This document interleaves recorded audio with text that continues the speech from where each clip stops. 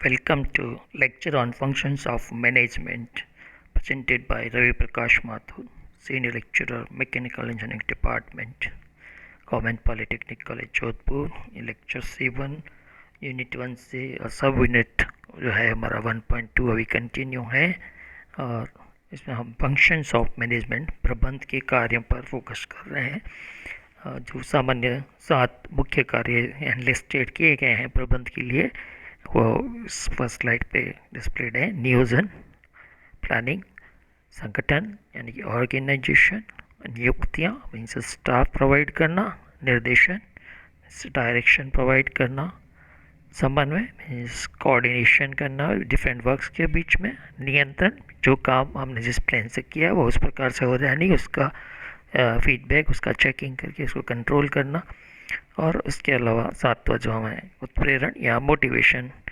ये main functions and list किए गए हैं साधारणतः प्रबंध के लिए और इसको एक चार्ट के फॉर्म में भी दर्शाया गया है। आप देखेंगे ऊपर प्रबंध प्रिंसिपल्स ऑफ मैनेजमेंट सभी 7 एक इंडिपेंडेंट फॉर्म में फंक्शंस आपको दिखाए गए हैं। प्लानिंग, स्टाफिंग, कोऑर्डिनेशन, संगठन, डायरेक्शंस, कंट्रोल, मोटिवेशन चार्ट के रूप में भी। तो पहले जो हमने फंक्शन सबसे पहले जो एनलिस्ट किया है वो है प्लानिंग या नियोजन। मटेरियल को एक बार जो हमारा डिस्प्लेड है उसको रीड आउट करते हैं। नियोजन मस्तिष्क की एक प्रक्रिया है जिसमें बुद्धिमत्ता, कल्पना शक्ति, अग्रदृष्टि यानी कि फोरकास्टिंग आदि की आवश्यकता होती है। अतः नियोजन का अर्थ यह है कि पूर्व में ही यह निश्चय करना है कि किसी काम को किसी निश्चित उद्देश्य की पूर्ति हेतु किस तरह, किस स्थान पर, किस समय तथा किसके द्वारा किया जाना है। थोड़ा सा ध्यान दें, मुख्य रूप से इसमें ये जो पंक्ति है काफ़ी महत्वपूर्ण रहती है। जिससे सबसे पहले इसमें कहा कि एक निश्चित उद्देश्य की पूर्ति हेतु बात हो रही है, जिसमें इसको किस तरह यानी क्या मेथड रहेगा, स्थान किस स्थान पर यानी किस प्लेस पर किया जा रहा है, टाइम कौन सा रहेगा, किस समय ये किया जाना है और किसके द्वारा किया जाना है। ये 4 मुख्य बिंदु इसमें जोड़े गए हैं। और इसमें जैसे ये लिखा है कि दूसरे शब्दों में यह कहा जा सकता है कि नियोजन वांछित परिणामों को प्राप्त करने के लिए कार्य की विधि ज्ञात करना है। किसी भी संगठन में नियोजन में उद्देश्यों का ज्ञान, तथ्यों को एकत्रित कर उनका विश्लेषण करना एवं अन्य विभिन्न विवरणों का निर्धारण कर सही निष्कर्ष पर पहुंचना तथा उनका अवलोकन करना सम्मिलित होता है। इससे स्पष्ट हो जाता है कि नियोजन एक ऐसी प्रक्रिया है जो अनिश्चितता में को निश्चितता में बदलती है, भविष्य की कल्पना करते हैं तथा प्रतिष्ठान के उद्देश्यों की प्राप्ति के लिए सर्वश्रेष्ठ विकल्प का चुनाव करते हैं। ठीक है, यही कारण है कि नियोजन को प्रबंध के कार्यों में सर्वोपरि माना जाता है। प्लानिंग अगर आपकी सही नहीं हुई तो उसके आगे जो भी फंक्शंस है वो उनका रिजल्ट सही डेवलप नहीं हो सकता। आगे देखें, नियोजन प्रत्येक कार्य को इस प्रकार संपादन करने की विधि का चयन करता है ताकि उत्कृष्ट परिणाम प्राप्त हो। इसलिए भविष्य में क्या करना है इसका पूर्व में निर्धारण कर लेने को नियोजन कहा गया है। नियोजन के लिए वैज्ञानिक ढंग से अध्ययन तथा अनुसंधान आवश्यक है ताकि कार्य कम से कम समय में मितव्ययतापूर्वक किया जा सके। द्वितीय फंक्शन हम फोकस करते हैं, यह है संगठन।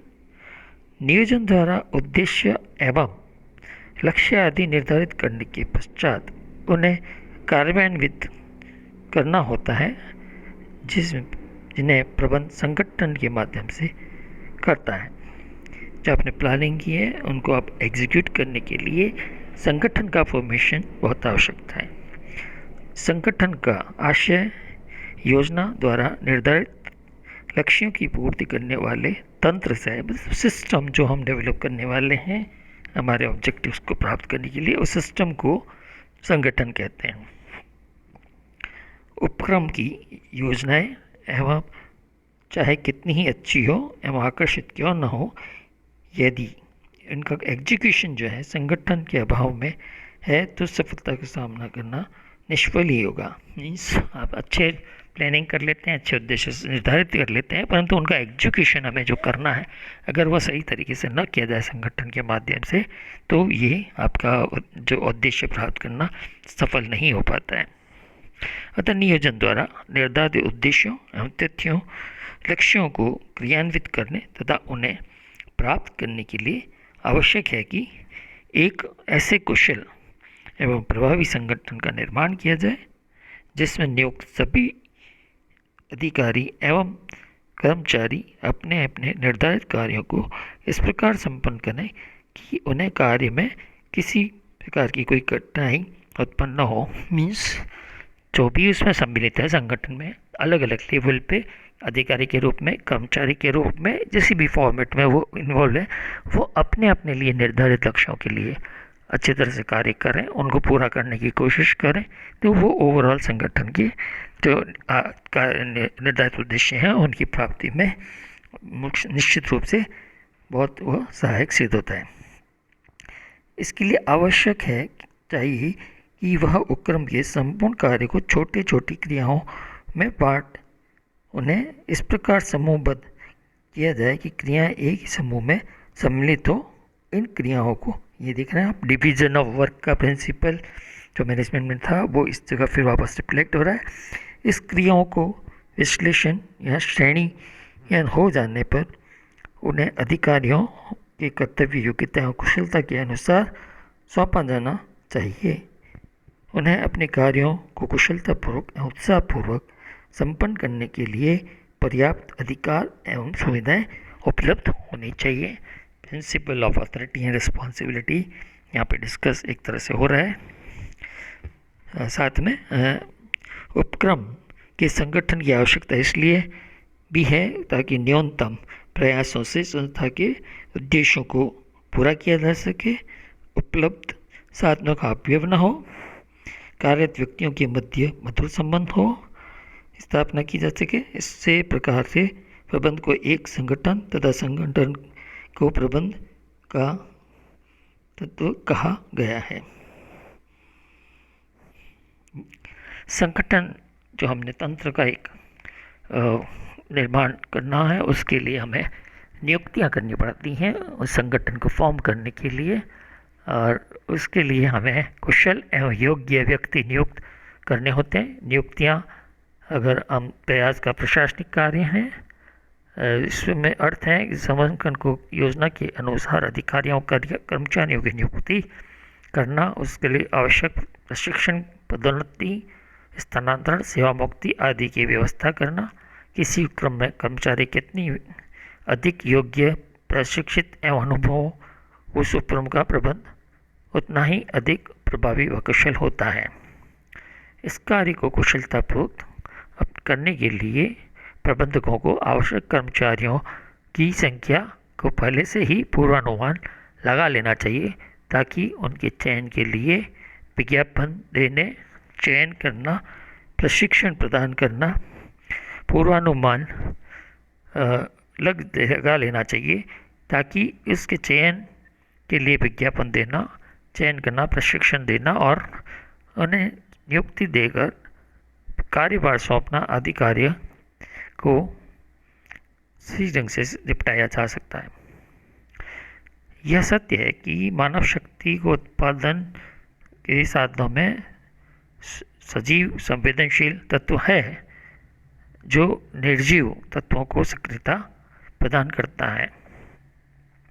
अतः इसकी नियुक्ति के कार्य को साधारण कार्य नहीं माना जा सकता। योग्य एवं कुशल कर्मचारी से संस्थान को संपत्ति होते हैं और इसी के अग्रिम कार्य को निष्पादन के समय प्रगति का आधार बनते हैं। इसके पश्चात जो चौथा कार्य सामने आता है वो है नियुक्तियां करने के बाद डायरेक्शंस देना। जो आपने रिसोर्सेज डेवलप किए हैं, ह्यूमन रिसोर्सेज, उनको डायरेक्शन किस प्रकार देना है, ये फंक्शन है। प्रबंध बोलते व्यक्तियों को काम करवाने की कला है। दूसरे व्यक्तियों से काम करवाने के लिए आवश्यक है कि उनके कार्य के निर्धारित उद्देश्यों एवं लक्ष्यों की प्राप्ति हेतु निर्धारित दिशाओं से प्रशस्त तथा निर्देशित किया जाए। निर्देशन का अर्थ है उपक्रम में विभिन्न नियुक्त व्यक्तियों को यह बतलाना है कि उन्हें क्या करना है, कैसे करना है तथा यह देखना कि वे व्यक्ति अपने कार्य को उसी प्रकार कर रहे हैं या नहीं। निर्देशन प्रबंध का महत्वपूर्ण कार्य इसलिए है क्योंकि यह संगठित प्रयासों से प्राप्त होता है। प्रबंध की निर्णयों की वास्तविकता का जामा पहनाता है और उद्योग अथवा व्यवसाय को अपने उद्देश्य एवं लक्ष्य को प्राप्त करने की दिशा में अग्रसर करता है। प्रत्येक प्रबंध को, चाहे वह प्रबंध के किसी भी स्तर पर कार्य क्यों न करता हो, अपने अधीनस्थ कर्मचारियों के कार्यों को सही दिशा में प्रशस्त करने के लिए उन्हें को निर्देशित करना पड़ता है। उस व्यक्ति में जो निर्देश देता है गतिशील नेतृत्व, डायनेमिक लीडरशिप जिसे कहते हैं, का गुण होना आवश्यक है। मीन्स वो जो भी उसमें आप जब भी किसी को निर्देशित करें, गाइड करें, तो विभिन्न जो फैक्टर्स हैं जो उनको प्रभावित करने वाले हैं, जिनके कारण आपका कार्य प्रभावित हो सकता है, उनको ध्यान में रखते हुए उसको निर्देशित किया जाए और समय समय पर उन निर्देशों को परिवर्तित किया जाए। यह डायनेमिक हम कह सकते हैं डायरेक्शनशिप का गुण है।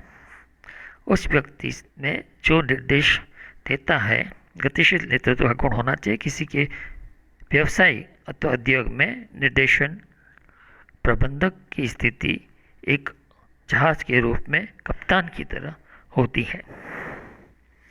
ये कहावतें भी इस प्रकार से एक तरह से हम कह सकते हैं कि एक उन चीज़ों के महत्व को इंडिकेट करने के लिए विभिन्न प्रकार की जो प्रोवर्ब्स हैं, कहावतें हैं, वो सब कई बार हम हमारे लिटरेचर के साथ जुड़ी हुई हमें प्राप्त होती हैं, मिलती हैं, तो हम उनको उपयोग कर सकते हैं। उनका अगला फंक्शन है समन्वय, यानी कि कोऑर्डिनेशन। एक ही कार्य के विभिन्न व्यक्तियों द्वारा भिन्न भिन्न रूप से करना मानव जाति का स्वभाव है। इस वैचारिक मतभेदों से उपक्रम के सामूहिक उद्देश्यों को पूर्ण करना कठिन होता है। इस उद्देश्य की प्राप्ति के लिए व्यक्तिगत क्रियाओं, विचारों, कार्यकलापों तथा घटनाओं में संगठन लाना, सामंजस्य लाना आवश्यक है। इसे समन्वय से इस सामंजस्य से समन्वय कहते हैं। मनी एंड पैसे के अनुमान, रैली के अनुमान विभिन्न क्रियाओं के मध्य एकता बनाए रखने के उद्देश्य की, समान उद्देश्यों की पूर्ति सामूहिक प्रयासों में सुव्यवस्थाएं करने को ही समन्वय कहते हैं। उक्त विचारों से स्पष्ट है कि समन्वय वह क्रिया है जिससे व्यक्तिगत क्रियाओं में समान उद्देश्य की प्राप्ति के लिए सामंजस्य स्थापित करते हैं। किसी भी उपक्रम को निर्बाध रूप से चलाने के लिए उन्हें मानवीय संबंधों के विकास के लिए सुदृढ़ निर्णयों तथा पूर्व निर्धारित लक्ष्यों के पूर्ण कुशलता के साथ पूरा कर सकते हैं के लिए सामंजस्य अति आवश्यक है। अतः समन्वय प्रबंध का आधारभूत कार्य है, क्योंकि समन्वय के अभाव में कोई भी प्रतिष्ठान अपने इच्छित उद्देश्यों की प्राप्ति नहीं कर पाएगा। आपस में कोऑर्डिनेशन नहीं होने पर जो डिफरेंसेस के कारण है, जो भी उद्देश्य है, उनमें प्राप्ति में जो आपको कठिनाई का सामना करना पड़ता है। कोऑर्डिनेशन के बाद हम एक फंक्शन पे आ रहे हैं, नियंत्रण। नियंत्रण के अंदर हम देख रहे हैं क्या समय कार्य, योजनाबद्ध कार्य चल रहे हैं, क्रियाएं निर्धारित लक्ष्यों के और अग्रसर हो रही हैं, क्या इनमें कोई सुधार की आवश्यकता है, इन समस्त प्रश्नों का हल प्रभावशाली नियंत्रण में ही निहित है। हमने प्लान किया, संगठन किया, संयोजित किया, निर्देशित किया, समन्वय किया, तो हमें उसको फॉलो करना है। हमें देखना है कि जिस प्रकार से हम चाह रहे हैं वही तरीके से, उन्हीं समय पर, उन्हीं ग्रुप के द्वारा उसी उद्देश्यों की प्राप्ति के लिए जो प्रयास किए जा रहे हैं उनको लगातार हमें मॉनिटर करना पड़ता है। और अगर वो हमारे निर्धारित प्रक्रिया के अनुसार चल रहे हैं तो अच्छा नियंत्रण कहलाता है। और जिससे अच्छे नियंत्रण से ही निर्धारित लक्ष्यों से हमें जो है प्राप्त करने की आसानी रहती है। उपक्रमों में किसी भी श्रेष्ठ योजना क्यों नहीं अपनाई जाए, यदि इनकी भली भांति क्रियान्वयन नहीं हो तो संगठन की श्रेष्ठ योजना का लाभ नहीं हो पाएगा। कुछ स्वाभाविक गलतियां, अवांछनीय निर्देश तथा अनावश्यक कार्य उपक्रम के कार्यों को निष्पादन में अनावश्यक विचलन उत्पन्न कर देते हैं। इन्हें दूर करने के लिए तथा प्रतिष्ठानों के कार्य को गति प्रदान करने के उद्देश्य से प्रभावी नियंत्रण की व्यवस्था के महत्व देना अति आवश्यक है।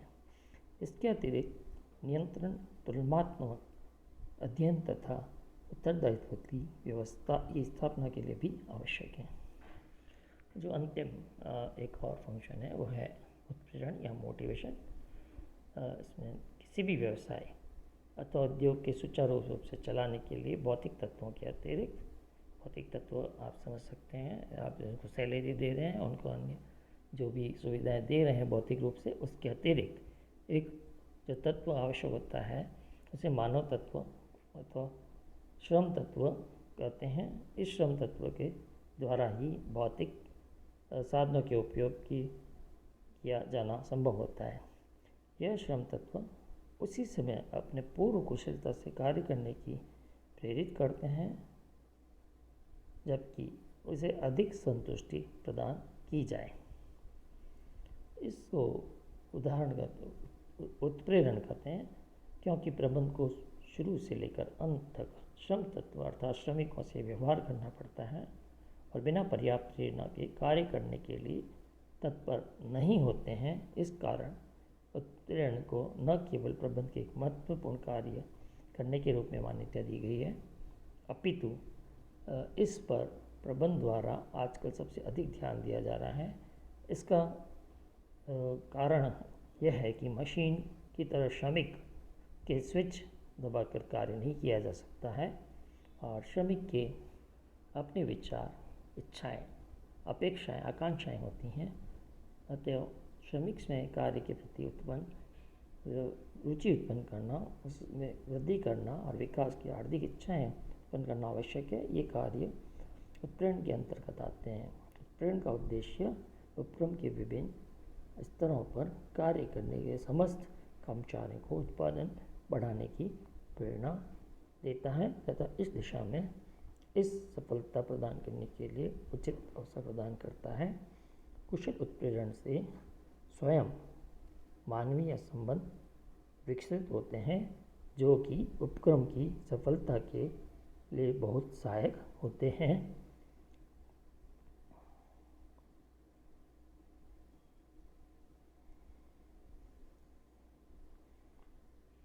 प्रबंध शुरू से लेकर अंत में ही हमने बात की थी और ये सुचारू सहायक होते हैं।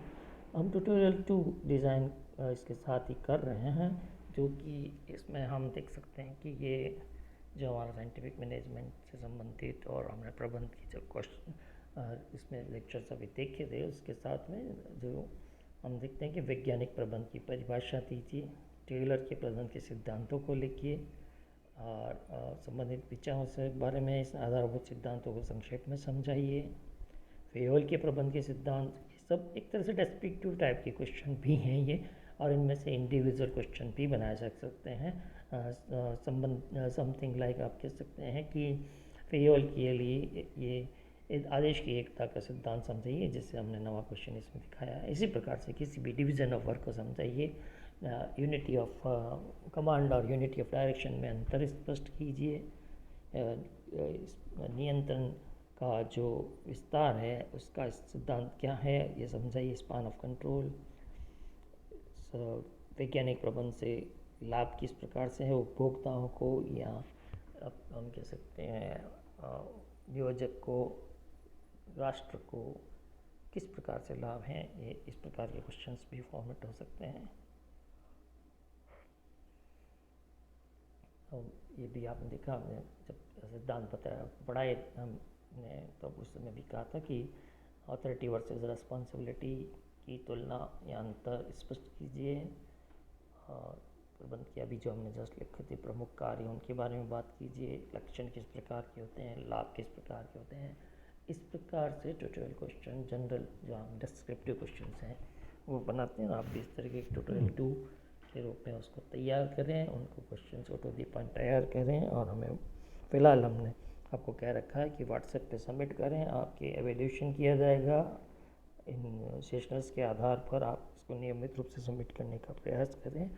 और भविष्य में कोई और व्यवस्था, जैसे कि मैंने कहा था गूगल क्लासरूम टाइप की कोई व्यवस्था हम शुरू कर पाएंगे, तो आप ये जो है वो उसके ऊपर अपलोडिंग के लिए डायरेक्शन दिए जाएंगे। उस तरीके से वो एक ही जगह पे हम उनको मेंटेन करने की कोशिश करेंगे।